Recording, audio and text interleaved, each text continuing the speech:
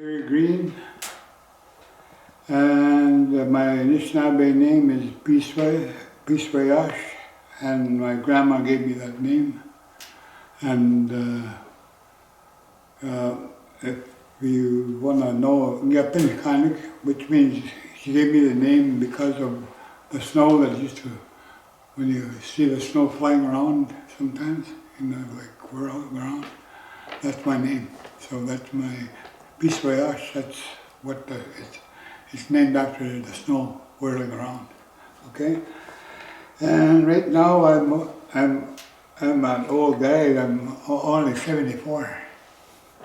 And I'll be 75 this year, come this fall. And where are you from? I'm originally from Shoal Lake, but I was born in Rat Portage, way back in 1949, I guess. And apparently my mom and my dad was guiding for a guiding camp at Pine Portage Bay, it's called. And my mom gave birth to me, and this guy who owned the camp drove her to the hospital. His name was Terry Shelton, and it was called Shelton's Camp there, Terry Shelton's Camp. So for him taking me take my mom to the hospital, and me being born, she named I took his name, Terry. That's where I got my name from. And I grew up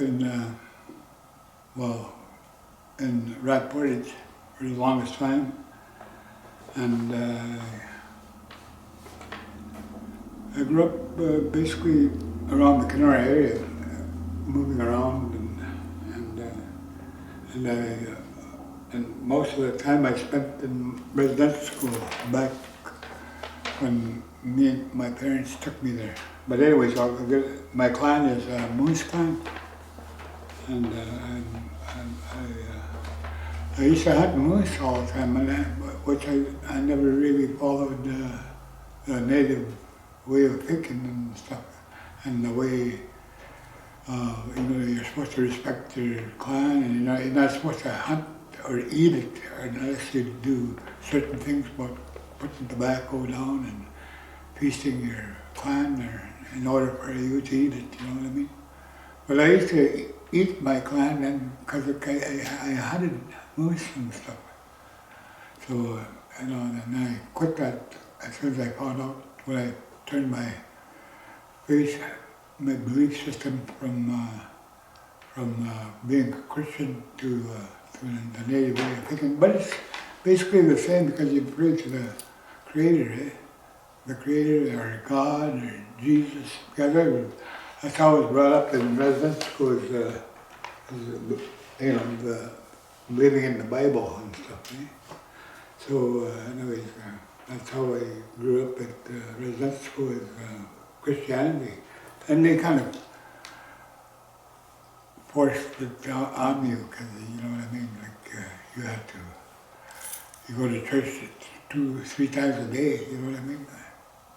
So in the morning and in the noon, around noon, and night again, evening, to go to church there.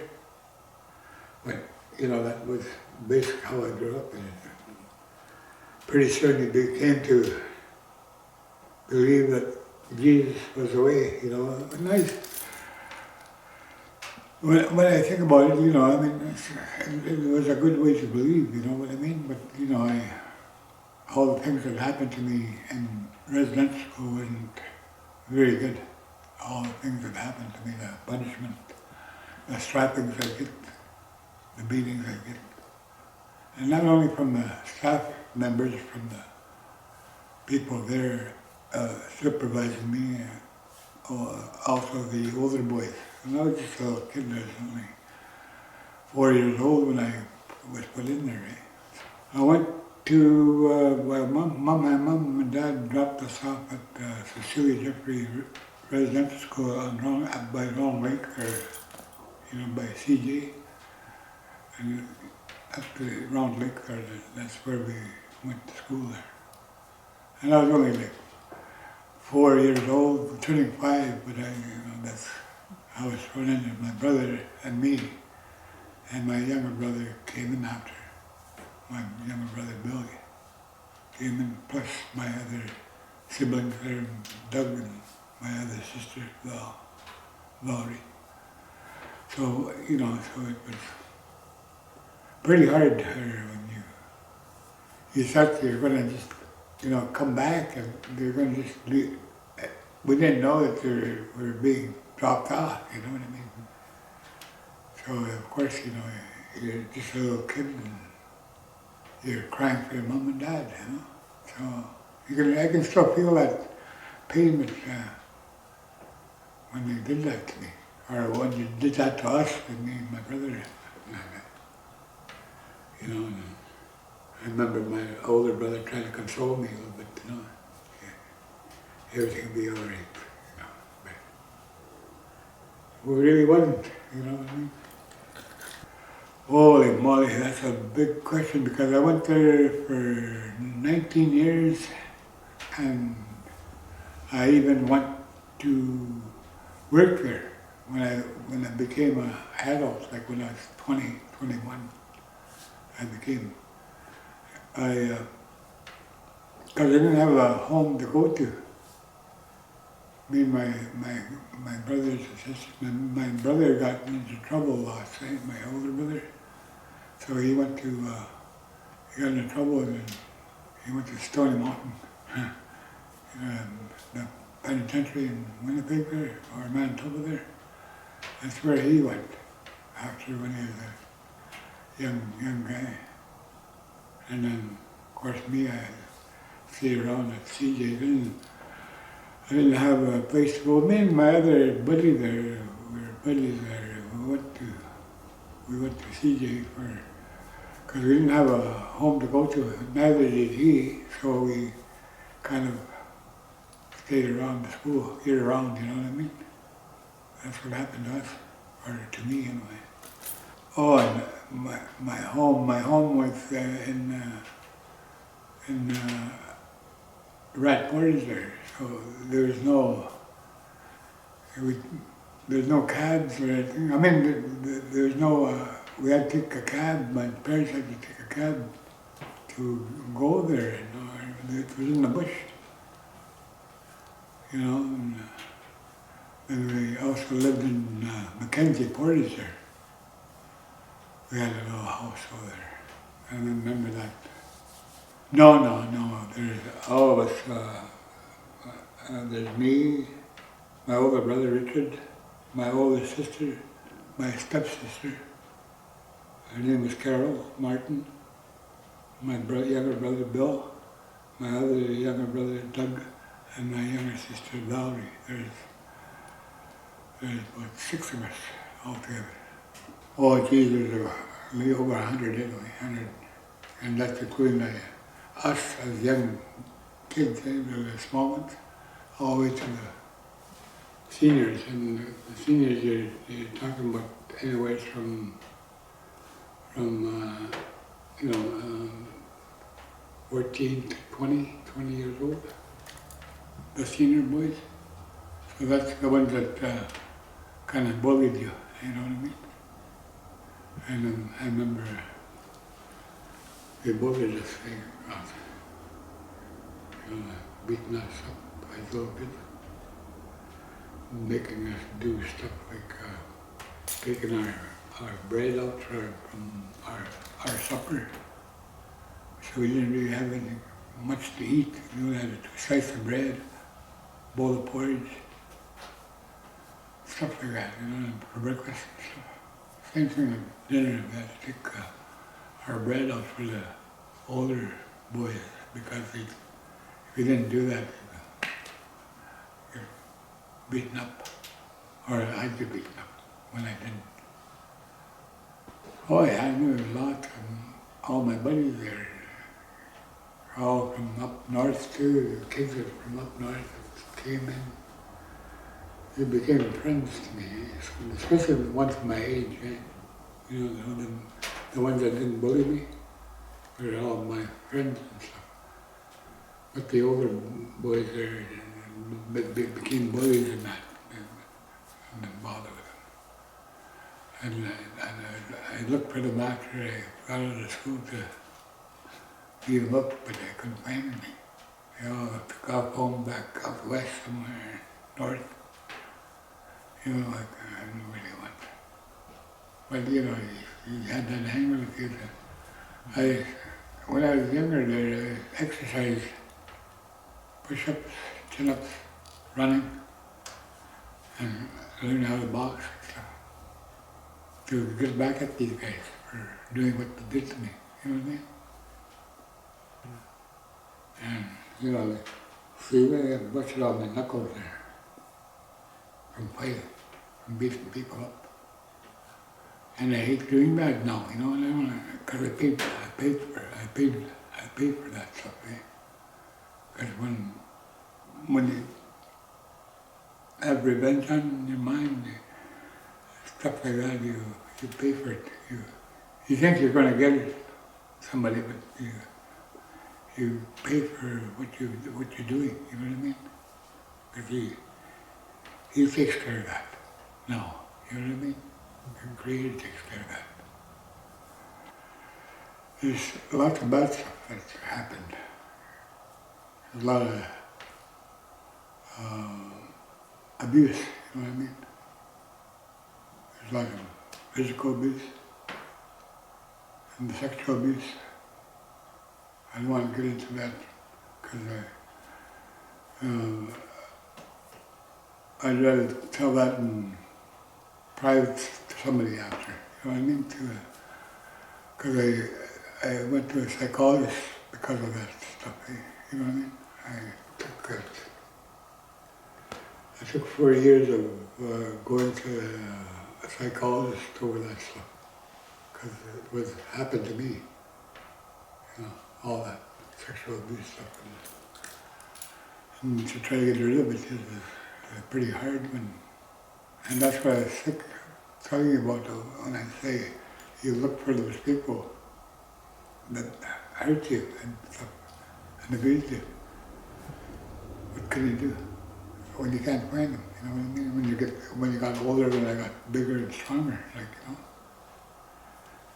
Oh, well, I would say I lost my childhood. You know, in my childhood, I kind of lost and my parenting skills. Well, when I got married too in residential school there.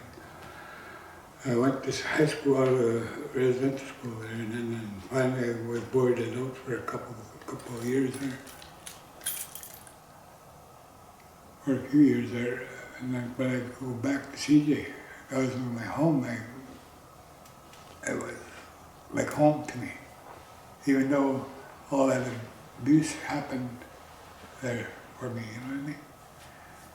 That abuse had happened there, but I still got attracted to the building itself.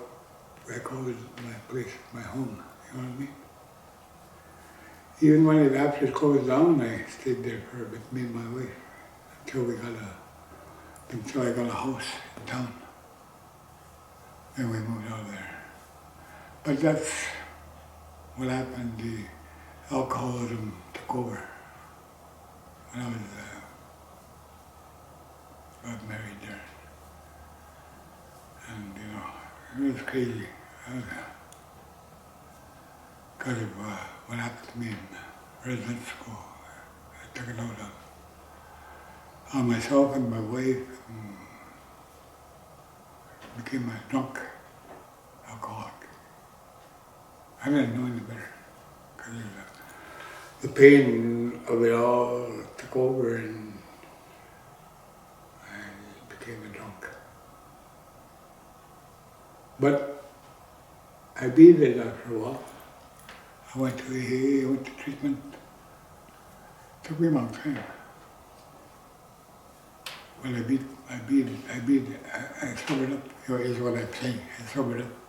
because of the Creator, I prayed to ask Him to take away my anger, my pain that I had, and the things that happened to me. I asked Him to take away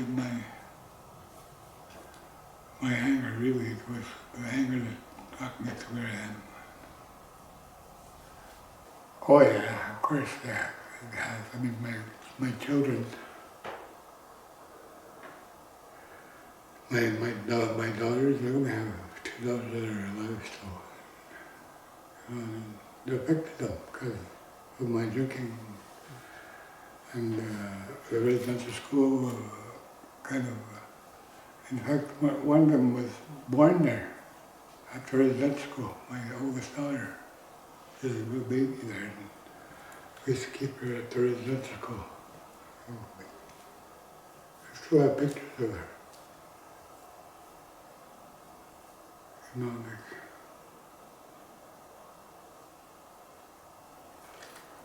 Yeah, some of those memories there, you're going back, back when I hurt my babies, you know what I mean? And I hurt my wife, I hurt my wife, my 2 kids, my 2 passed away when they were little babies. And then with my other kids, I hurt them too. My oldest one was I hurt her really bad. Stephanie. And my younger one too, Helen. My younger one, I say, she's already 48 years old. And that's my baby, right? And then I adopted another one. I adopted another girl. I lived with a woman, and she had a daughter, and she came with me when I took off from her mom. And that's when I sobered up. I took off from that lady there. And then I went to treatment, and she came with me anyway. She came with me, and she helped me sober up too, a young girl. Well, only when I go over there, when I go visit the grounds all the time. I go to, in fact, I take my grandkids over to go fishing, where we used to go fishing there. But this time I got good rods and stuff. You know what I mean? They could count. Yeah, my grandkids. They come from, some of them were from Edmonton, and they really liked enjoying them. At the beginning, in the beginning where I didn't really, they took away my spiritual belief system, you know what I mean? They should have, I should have learned more about native belief system, you know what I mean? The native way of believing. They took that away. My healing journey was to give in to alcohol, first of all, because alcoholism took over my life, and drugs and stuff that I used. I had to clean myself up and learn to forgive myself. Forgive myself is the biggest thing. And ask people, other people that I hurt, to forgive me, especially my kids too, and I ask them to do that. In my healing journey, I guess, when I sobered up, I went to treatment. I went to 4 treatment centers before I kind of try to grasp onto what being sober was all about, you know what I mean? Truth and reconciliation. Well, I don't know, it's like, it's finally letting people know about the truth of what happened to you. You know what I mean? Of what happened to you individually in the residential school, and why it's important people need to know exactly what happened. You know, the beatings and the straps we used to get from the principal and the supervisors. And that's why I'm saying that it changed me into an angry young man. Like, took away my childhood.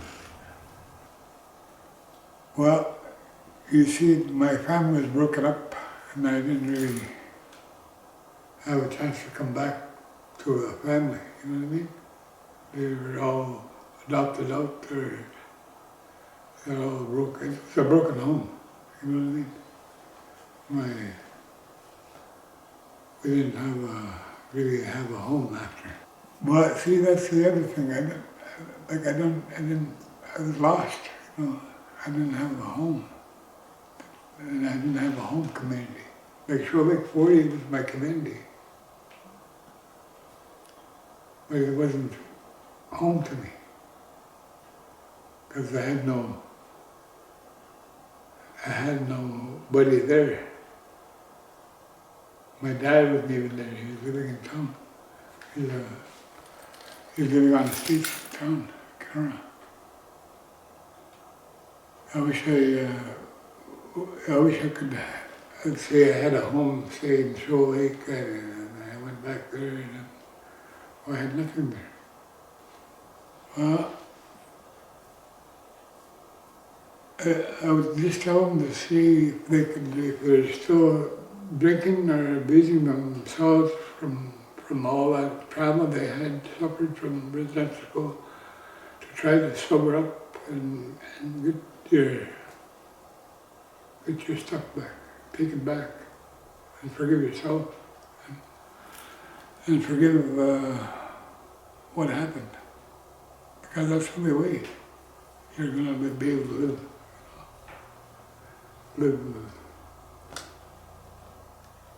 your life back, get your life back.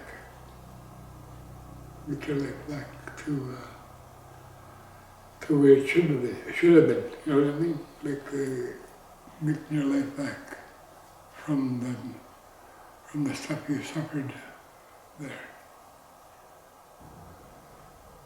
Forgive yourself what happened, because you can't carry it with you. If you carry it with you, you're gonna suffer. You gotta forgive it. Make it blank again and learn how to love properly. You know what I mean? Love your neighbor, you know, and that's the other thing about the Bible. Love by me, love your neighbor is what everything's all about, eh? Love. And the proper kind of love I'm talking about. Oh yeah, I went to, I had to go to a psychiatrist. I went to a psychiatrist and then psychologist to try to tell them what really happened to me and how do I deal with it, you know what I mean? How do I forgive myself and forgive other people. Otherwise, I was an angry person when people used to beat you up for not bringing a slice of bread. Words, there are only words for them. They don't figure out the pain of what happened to people. The way children had to suffer because of their policy. You know, their policy government, they made their kids go to school, took the kids away from their parents. All that trauma that they caused is not, the words don't mean nothing to me unless they suffered along with me. You know what I mean? I wish somebody could have said that they wanted to suffer along with me. suffer with me what I suffered through that residential school, and just say, oh, I'm sorry. Those words don't mean nothing. You know what I'm trying to say? Those words don't mean really nothing to me.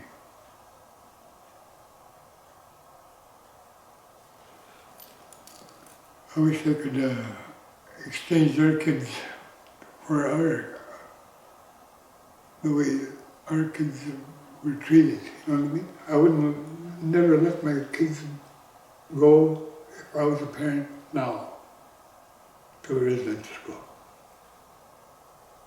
Oh, my life when I sobered up, which is, I mean, I still have financial difficulties, you know, because I'm only right now, like I used to guide and I used to be on council here, you know, at the band. And I'd make a little bit of money. Then I used to be, what do you call it? And I worked in town, making a living with an ET Friendship Center. I was a court worker. I used to work in the courthouse, interpreting and helping Indians go through the justice system. Well, the legacy I'd like to leave is that I was able to become a sober person and a sober elder, and try to teach my fellow Anishinaabe to be sober, to stay sober, and not to, even though that they've suffered the same as I did. Some of them, I mean, we are all different, right? But I would think that some of them we need to start a group of survivors. We need to still talk about what happened to us, you know, and that's what I would like to see is a group. And there's not many of us left because they're all passed away, you know, they're all dying. We are residential school survivors, you know what I'm saying? You know, and I like to see us trying to help each other.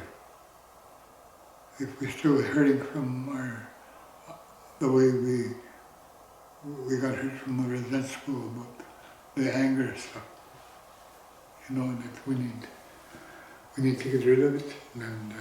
And if you're still drinking or drugging, try to get rid of it. You know, some people are so hurt that they won't even try.